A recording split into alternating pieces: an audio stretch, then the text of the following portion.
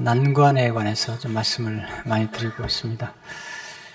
인생은 어렵고 참 복잡합니다. 인생이 어렵다는 사실을 일찍 발견하는 게 아주 좋습니다. 많은 분들이 그 인생이 어렵다고 생각하지 않는데 나중에 어려움을 겪게 되면 힘든 것 같아요. 우리가 인정하든 인정하지 않든 간에 인생은 어려운 거죠. 우리 부모님도 어려웠고요. 또 우리 자녀들도 정말 힘든 것 같아요. 보니까 부모만 힘든 게 아니고 자녀도 너무 힘들죠. 또 우리가 만나는 사람들이 다 힘이 들죠.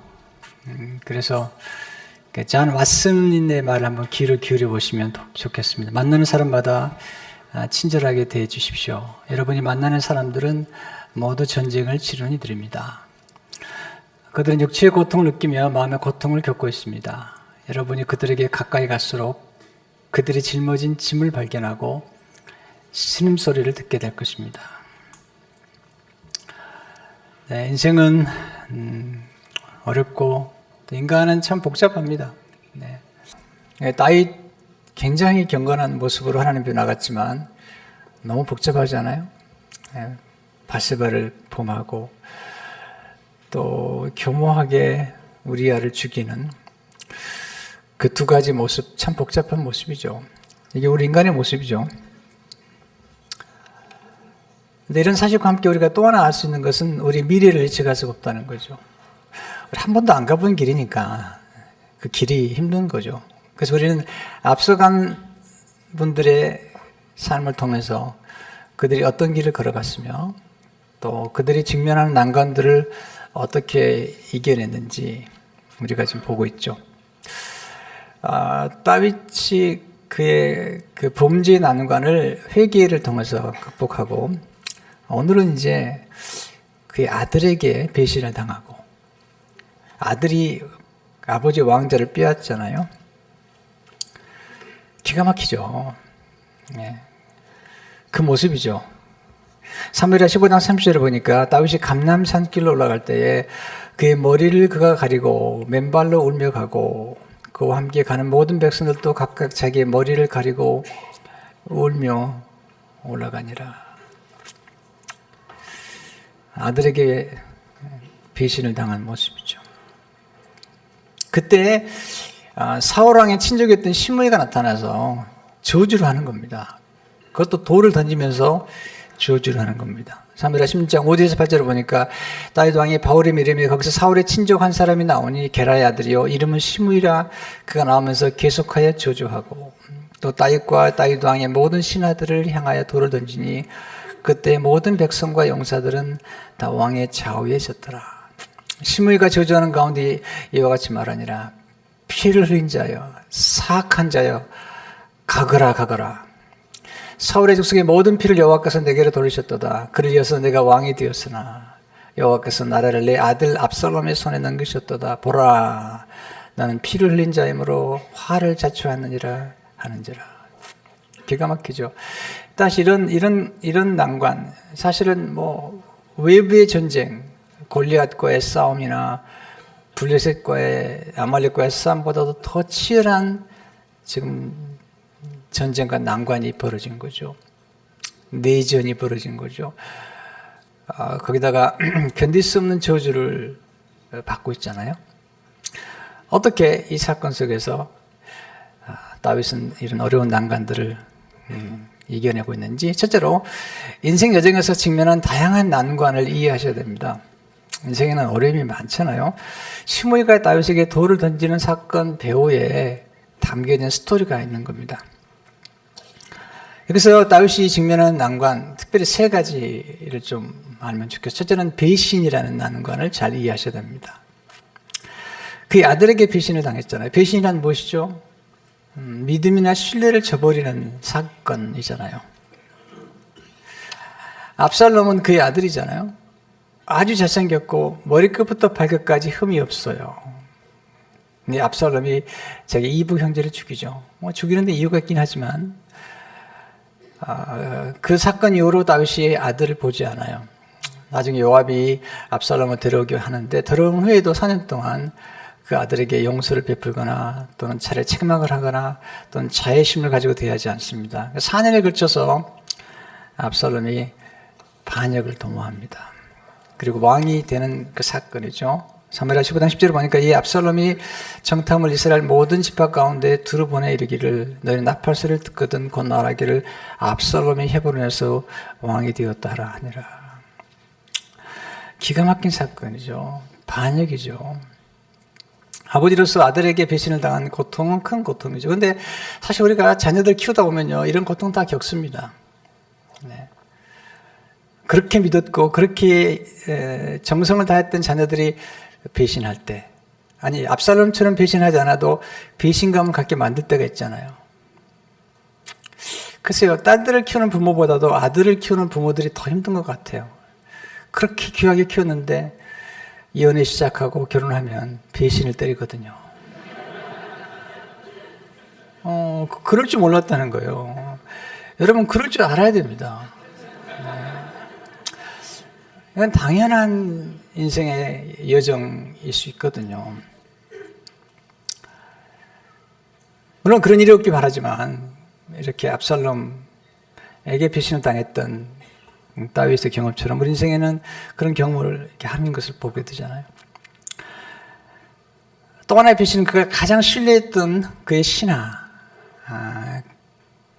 그에게 조언해줬던 카운셀러, 모사, 그리고 가장 친했던 친구라고 하는 아이도벨에게 그 배신을 당하거든요. 압살롬에게 이렇게 반역을 당하고 이제 그가 왕위에서 내려올 때에 아이도벨이 압살롬에게 붙은 것을 듣게 되죠. 사무엘하 15장 12절 보니까 제사 드릴 때 압살롬이 사람을 보내 다윗의 모사 길롯 사람 아이도벨을 그의 성읍 길롯에 청하여 온지라. 반역하는 일이 크감으로 압살롬에게로 돌아오는 백성이 많아지니라. 압살롬이 가장 중요한 그런 모사, 기획을 꾸미는 아이도벨을 자기 편으로 끌어들인 거죠. 근데 이 아이도벨은 굉장히 다윗과는 깊은 관계를 가졌던 사람인데 밧세바의 할아버지거든요. 가장 신뢰할 수 있잖아요. 그리고 굉장히 탁월한 카운셀을 했어요. 그래서 그가 한 말이면 하나님의 말씀과 같다는 거죠. 사무엘하 16장 23절을 보니까 그때의 아이도벨이 베푸는 계략은 사람이 하나님께 물어서 받은 말씀과 같은 것이라. 아이도벨의 모든 계략은 다윗에게나 압살롬에게나 그와 같이 여겨졌더라. 하나님 말씀처럼 다윗이 기도할 필요가 없을 만큼 탁월한 신하였죠. 그런데 그가 배신한 거죠. 그런 고통스러운 경험에 대해서 시편 40편 9절은 이렇게 그가 기록하고 있죠. 내가 신뢰하여 내 떡을 나눠 먹던 나의 가까운 친구도 나를 대적하여 그의 발꿈치를 들었나이다. 그리고 이 아이도벨의 배신 때문에 기록했을 가능성이 높은 시편 55편 12절에 14절에 보면 이렇게 기록하죠. 나를 책망하는 자는 원수가 아니라 원수일진데 내가 참았으리라. 나를 대하여 자기를 높이는 자는 나를 미워하는 자가 아니라 미워하는 자일진데 내가 그를 피하여 숨었으리라. 그는 곧 너로다. 나의 동료, 나의 친구요, 나의 가까운 친으로다. 원수가 나를 미워하고 나를 배신하면 내가 이해하겠다는 거죠. 나를 미워하는 자가 배신하면 이해하겠는데 그게 아니고 나의 가장 친한 친구. 우리가 같이 재미있게 의논하며 무리와 함께하여 하나님의 집안에서 다녔도다. 하나님의 집에서 함께 교제했던 그런 친구가 배신하는 것이 참 큰 고통이죠. 이런 걸 이해해야. 두 번째, 상실이라는 난관을 이해해야 되죠. 상실이란 소중히 여기는 사람이나 소중히 여기는 것들을 잃어버리는 거죠. 우리 인간은 누구나 다 평생을 살아가면서 이런 상실의 고통을 겪을 수밖에 없잖아요. 가장 사랑하는 부모님이나 자녀나 또는 어떤 것들이나 그리고 제가 아꼈던 직위나 직책이나 이런 것들을 내려놓을 때가 있거든요. 이게 상실감이잖아요. 심지어는 수술도 몸의 한 부분을 상실하기 때문에 이것도 고통스러운 거거든요. 다윗은 상실의 고통을 경험한 사람이죠. 자기 아들 암논이 죽고 그 다음에 밧세바의 사이에서 낳았던 첫 번째 아들 하나님이 데려가시잖아요. 압살롬도 죽죠, 나중에. 그리고 지금 그의 가장 소중한 하나님이 주신 왕자를 지금 빼앗긴 거죠. 자, 우리 삶 가운데 이렇게 상실의 고통을 경험했을 때 어떻게 하는 게 좋을까요? 이 다윗에게 배우는 첫 번째는 상실의 현실을 인정하고 받아들이는 거죠. 다윗은 현실감이 탁월한 사람이죠.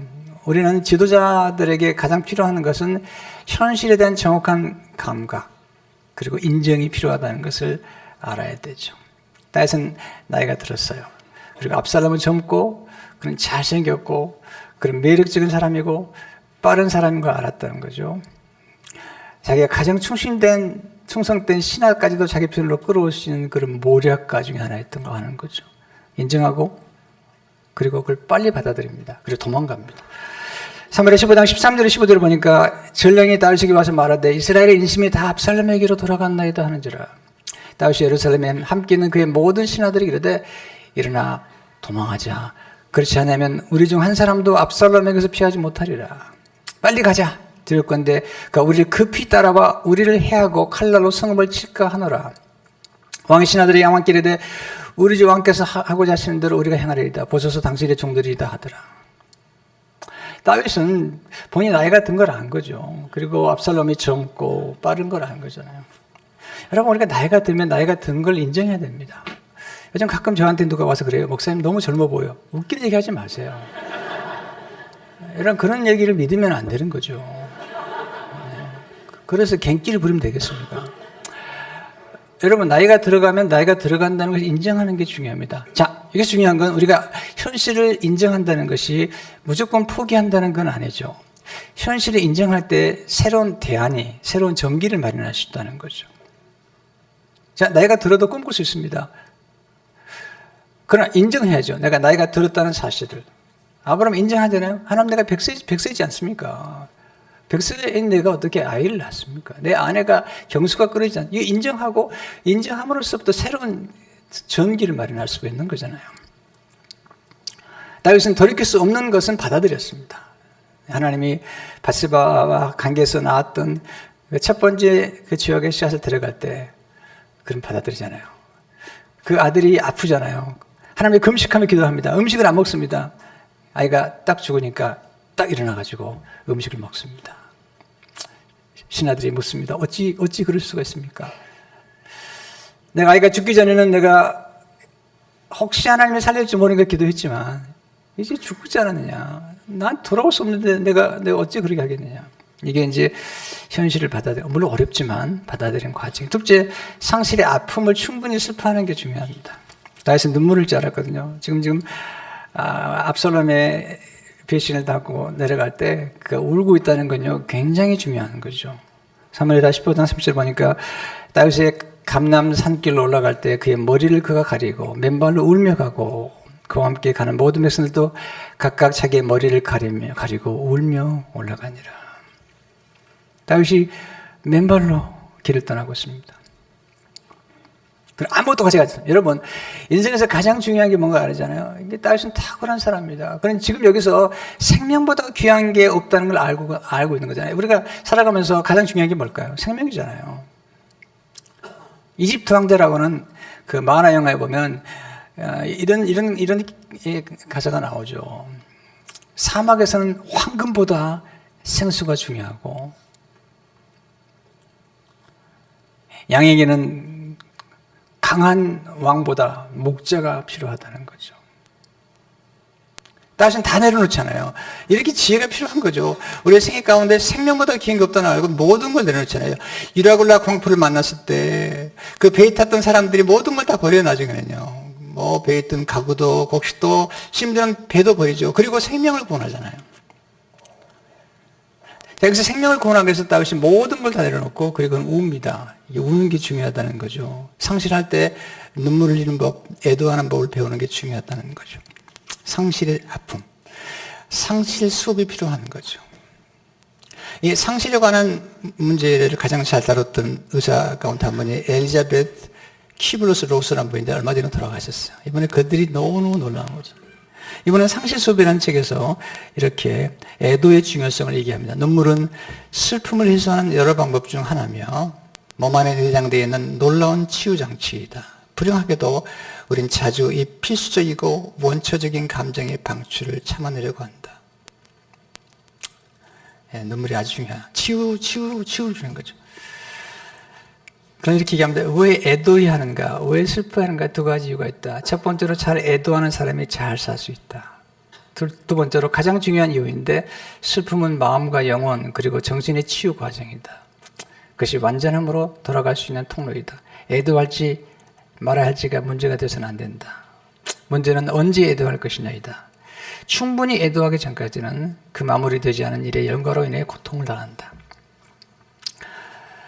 한국의 이병욱 장로님 의사 선생님이신데 이분이 이제 암 환자를 많이 치료했는데 이분이 물론 약도 쓰지만 그 웃음 치료와 눈물 치료를 병해 보니까 굉장히 효과가 있더라는 거죠. 근데 웃음 치료보다도 눈물 치료가 더 좋더라는 거죠. 울어야 삽니다라는 책에서 이렇게 기록하고 있습니다. 저는 그동안 많은 암 환자들을 만나면서 많이 울고 크게 우는 환자들이 회복과 치유가 빠르다는 사실을 수없이 경험했습니다. 웃음 치료와 눈물 치료를 병행하는 가운데 눈물 치료가 환자들에게 더욱 효과적이라는 사실을 체험했습니다. 웃음과 눈물은 놀라운 정도로 환자의 면역력을 높여줍니다. 육신이 빨리 치유되고 질병의 고통이 훨씬 줄어듭니다. 암 환자들에게도 마찬가지였습니다. 놀라운 것은 그 환자들이 인생을 새로운 눈으로 바랄 뿐 아니라 아주 긍정적인 시간을 가지고 질병과 고통을 이겨낸다는 사실입니다. 우리는 눈물을 못 흘리게 하잖아요. 어릴 적에 보면요, 아빠들이 때리면서 못 울게 하더라고요. 또 울면 더 때려요. 또 거기다 웃으면 더 때려요. 그런데 우리는 너무나 그 눈물과 감정에 대한 표현을 안 하고 있잖아요. 여러분, 가장 건강한 영성은 애도할 줄 알아야 됩니다. 좋을 때 기뻐할 줄 알고 슬플 때 슬퍼할 줄 알아야 되잖아요. 이병욱 의사 선생님은 이렇게 말합니다. 하나님은 고통의 눈물을 주시기도 하지만 상처를 회복시키는 치유의 눈물을 주십니다. 고통의 눈물이 그치고 나면 치유의 눈물이 흐릅니다. 마음의 밑바닥까지 드러낸 눈물을 흘리고 나면 영혼까지 개운해졌다는 것을 느낄 수 있을 것입니다. 상처를 직시하고 그것을 털어내는 과정이 반드시 필요합니다. 세 번째, 비난이라는 난관을 잘 이해해야 됩니다. 다윗이 압살롬에게 지금 반역을 당하고 왕좌를 내려가는 길에 사울 왕의 친족 가운데 시므이가 와서 저주를 하는 거예요. 비난하는 거죠. 그것도 돌을 던져가면서. 기가 막힌 경험을 다윗이 하죠. 사무엘하 16장 7절 8절을 보니까 시므이가 저주하는 가운데 이와 같이 말하니라. 피를 흘린 자여, 사악한 자여, 가거라. 사울의 족속의 모든 피를 여호와께서 내게로 돌리셨도다. 그를 이어서 내가 왕이 되었으나 여호와께서 나라를 내 아들 압살롬의 손에 넘기셨도다. 보라, 너는 피를 흘린 자이므로 화를 자초했느니라 하는지라. 참 슬픈 일이죠. 특별히 다윗의 아픈 데를 건드리잖아요. 피를 많이 흘린 사건에 대해서. 근데 말할 수 없는 욕을 하는 거잖아요. 사악하다는 말은 약당이라는 말이잖아요. 그냥 저지른 게 아닙니다. 따라가면서 돌을 던지면서 저주하는 거잖아요. 다윗은 그 얘기를 듣고 있던 아비새가 저거 죽입시다. 저 죽은 개만도 못하는데 죽입시다. 다윗은 아니다. 그러지 말라. 9절 10절을 보니까 수리의 아들 아비새가 왕께 여짜오되 이 죽은 개가 어찌 내 주 왕을 저주하리까? 청하건대 내가 건너가서 그의 머리를 베게 하소서 하니 왕이 이르되 수리의 아들들아 내가 너희와 무슨 상관이 있느냐? 그가 저주하는 것은 여호와께서 그에게 다윗을 저주하라 하심이니 내가 어찌 그리하였느냐 할 자가 누구겠느냐 하고. 다윗은 정말 큰 지도자죠. 여러분, 한 지도자의 인격을 알려면 그 지도자에게 비난과 저주를 쏟을 때 어떻게 반응하느냐를 보면 그 사람의 크기를 알 수 있죠. 다윗은 큰 사람이죠. 오스왈드 센터는 말하기를 어떤 지도자도 비판에서 제대할 수 없으며 이런 비판을 받아들이고 반응하는 태도에서 지도자의 인격은 더욱 명확하게 드러날 것이다. 다윗은 시므이의 저주와 비난과 이 비판을 들으면서 어떻게 반응하고 있습니까? 이게 굉장히 중요한 거거든요. 우리 삶 가운데 누구한테 저주를 받을 수도 있고 악담을 들을 수도 있고 이런 경험을 피할 수가 없잖아요. 어떻게 하면 좋을까요?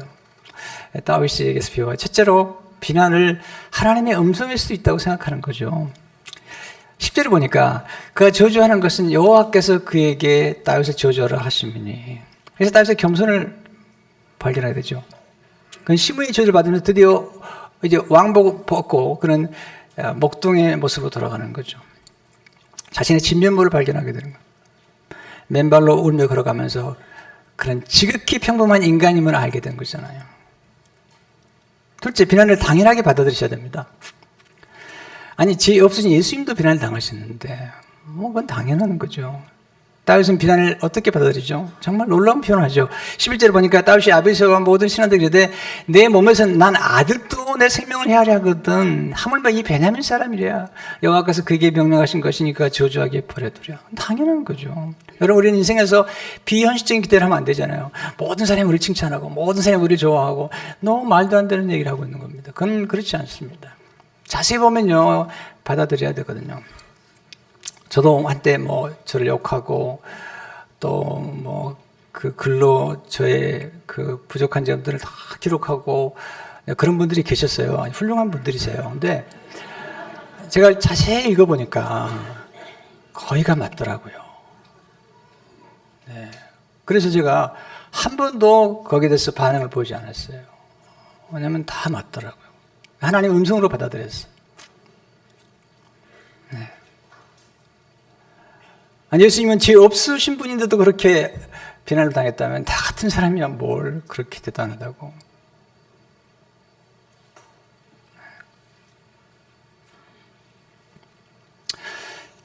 실제 비난을 받을 때 하나님께 기도해야죠. 예. 근데 사실 우리가 비난을 받으면요, 피곤해지거든요. 아니, 힘이 쫙 빠졌거든요. 14절에 보니까 왕과 그 함께 있는 백성들이 다 피곤하여 한 곳에 이르러 거기서 쉬니라. 여러분, 인생에서 누군가로부터 저주를 받고 누군가로부터 비판을 받고 그러면 힘이 쫙 빠거든요. 목사도 주일날 설교를 이제 5번 하고 나가는 길에 어떤 사람이 저에게 목사님 그걸 설교라고 하셨습니까? 라고 그러면요, 힘이 쫙 빠져요. 그러니까 저의 힘을 빼는 방법을 알려 드릴게요.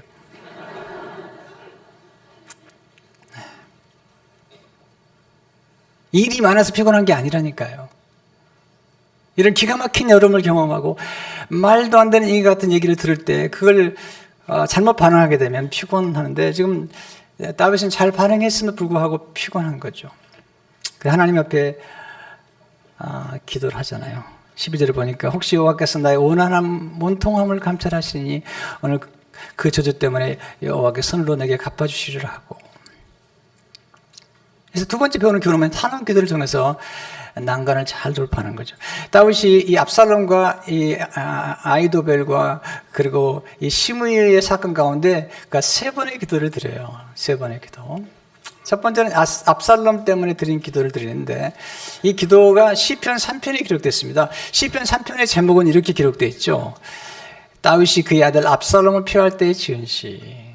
하나님 앞에 탄원 기도를 드립니다. 그리고 기도를 드리다가 힘을 얻게 되죠. 시편 3편 1절에서 8절을 보니까 여호와여 나의 대적이 어찌 그리 많은지요 일어나 나를 치는 자가 많으니이다. 많은 사람이 나를 대적하여 말하기를 그는 하나님께 구원을 받지 못한다 하나이다 셀라. 여호와여 주는 나의 방패시오 나의 영광이시오 나의 머리를 드신 자이시니이다. 내가 나의 목소리로 여호와께 부르짖으니 그의 성산에서 응답하시는도다 셀라. 내가 누워 자고 깨었으니 여호와께서 나를 붙드심이로다. 천만인이 나를 에워싸 진친다 해도 나는 두려워하지 아니하리이다. 여호와여 일어나소서. 나의 하나님이 나를 구원하소서. 주께서 나의 모든 원수의 뺨을 치시며 악인의 이를 꺾으셨나이다.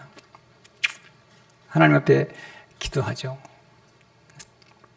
네, 도와달라고.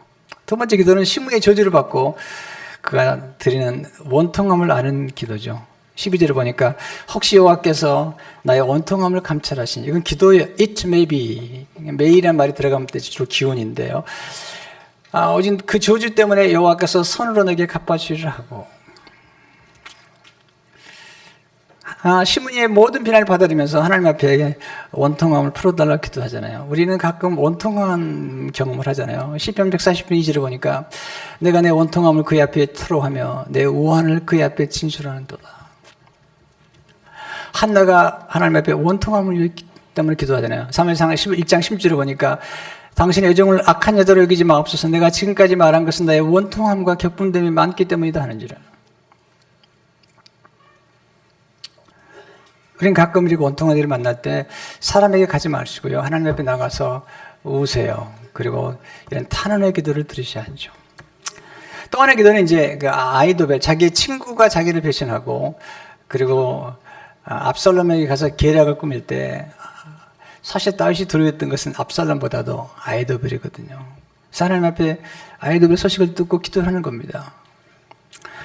사무엘하 15장 30절 보니까 어떤 사람이 다윗에게 알리되 압살롬과 함께 모부하는 자들 가운데 아이도벨이 있나이다니 다윗이 이르되, 기도, 영어 보면 데이비드 프레이드, 기도 이르되 여호와여 원하오건대 아이도벨의 모략을 어리석게 하옵소서 하니라. 아이도벨의 모략이 만약에 이루어지면 다윗은 살 수 없잖아요. 하나님께서 다윗의 기도를 들으시고 아이도벨의 계략을 물리치시죠. 사무엘하 17장 14절을 보니까 압살롬과 온 이스라엘 사람들이 이르되 아렉 사람 후세의 계략은 아이도벨의 계략보다 낫다 하니 이는 여호와께서 압살롬에게 화를 내리려 하사 아이도벨의 좋은 계략을 물리치라고 명령하셨습니다. 여호와께서 도와주신 거죠. 그래서 왕권이 회복되고 그리고 난관을 다시 돌파하는 경험을 하게 되죠. 여러분, 하나님은 우리의 탄원 기도에 응답하시는 분이세요. 그래서 다윗이 감람산으로 울며 가는 그 모습이 십자가를 향해 나가신 예수님 모습과 비슷해요. 예수님과 다윗은 거의 삶에 보면요 비슷한데, 다윗이 간음죄와 살인죄를 증거하는 그 말고는 그의 많은 사건들은 다윗의 생애 가운데 예수님의 모습이 담겨 있죠. 이걸 모형론이라고 그러는데요.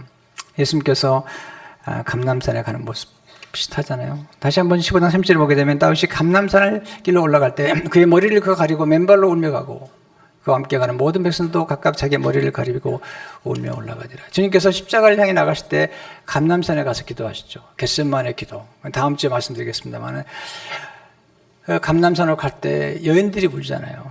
예수님께서 다윗과는 좀 다르게 여인들아 울지 마라. 나를 위해 울지 말고 너와 너희 자녀들을 위해 울라. 그렇게 말씀하시죠. 그리고 가장 신뢰하는 제자들에게 배신을 당하죠. 가룟유다에게 배신을 당하시고, 그리고 모든 제자 갖다 있으면 곁을 떠나죠. 베드로는 있으면 3번이나 부인하시고, 그리고 모욕과 수치를 당하십니다. 그리고 가장 혹독한 고통인 하나님 아버지께 버림을 받죠. 버림받고 거절당한 고통. 마태복음 27장 40절을 보니까 제9시쯤에 예수께서 크게 소리질러 이르시되 엘리 엘리 라마 사박다니 하신 이는 곧 나의 하나님 어찌하여 나를 버리셨나이까 하는 뜻이라. 하나님의 버림받는 고통을 우리 때문에 경험하십니다. 예수님은 우리가 버림받을 때 그 고통을 아세요. 근데 주님께서 그렇게 고통, 비난과 자기를 저주하는 사람들을 용서하셨다는 거죠. 마치 시므이가 다윗을 그렇게 저주했잖아요. 근데 다윗이 왕자를 보고 갈 때 시므이가 또 나타나죠. 그때 다윗이 시므이를 죽이지 않아요. 용서해요. 품어요. 이게 지도자의 덕이라는 거죠. 관용이라는 거죠.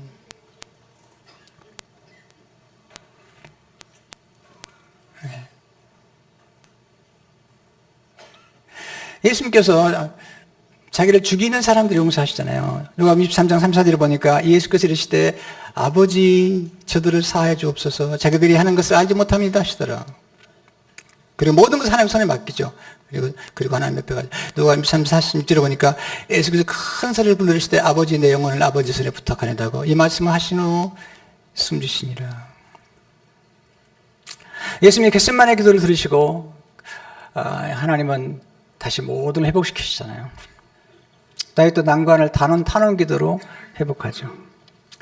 결국 압살롬이 이제 죽는데 내전이 일어난 거잖아요. 그때 장군들이 부탁합니다. 압살롬을 잘 대우해줘라. 그럴 수밖에 없는 이유가 있단다. 내가 그 아들을 자유롭게 품지 못했고 정말 용서하지 못했고 또 잘못된 일 갔을 때 책망하지 못했던 책임이 내게 있다. 그런 고백이죠, 다윗이. 그런데 결국은 죽죠. 죽으니까 다윗이 압살롬이 죽었다는 소식을 듣고 애통합니다. 사무엘하 18장 33절을 보니까 왕의 마음이 심히 아파 문이 층으로 올라가서 문이라. 그 올라갈 때 말하기를 내 아들 압살롬아, 내 아들 압살롬아, my son. 차라리 내가 너를 대신하여 죽었다면 압살롬 내 아들아 하였더라. 이게 아버지의 마음이에요. 이게 어머니의 마음이죠. 우리 자녀를 그렇게 잘 키웠는데 우리를 배신하기도 하고 우리를 속을 썩여도 그 아들이 잘못된 길로 가면 우리가 통쾌하지 않아요.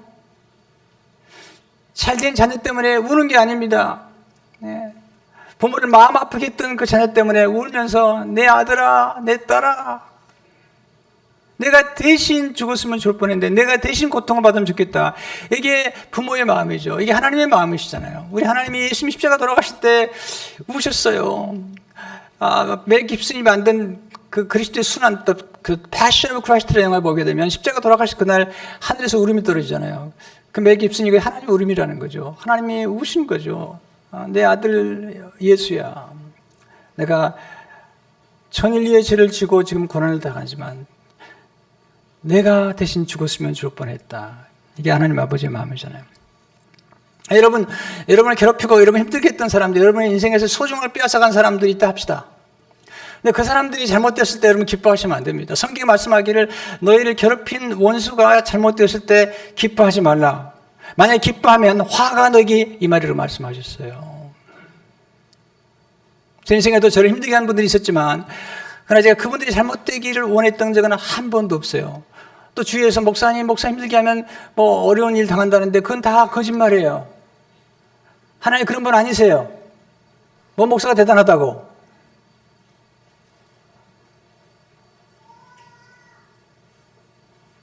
저는 그런 기도한 적이 없어요. 그런 일이 있을까 봐 걱정했어요. 여러분, 목자가 양들을 보면 힘들게 하는 양도 있죠. 근데 그 양을 사랑하지 않아요?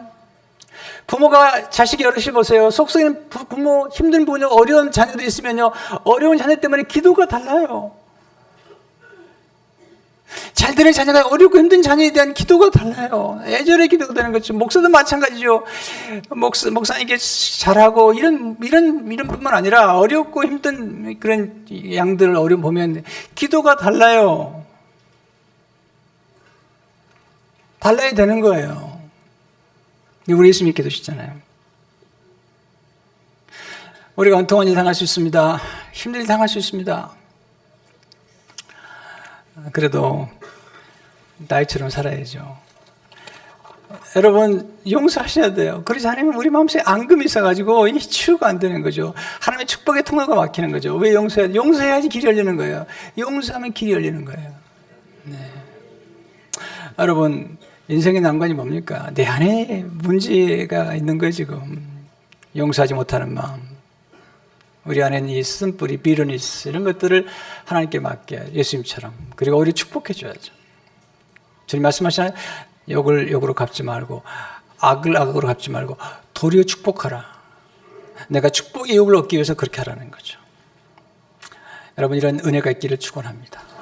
주님, 오늘 주님 말씀으로 우리가 말씀으로 위로를 받게 하시고 힘을 얻게 하시고 다윗의 생애 가운데 그가 직면했던 여러 가지 난관들을 기도로 돌파했던 그 사실, 그 지혜 깨달아 우리의 삶이 더욱더 하나님께 영광이 되도록 축복해 주옵소서. 예수님 이름으로 기도하옵나이다.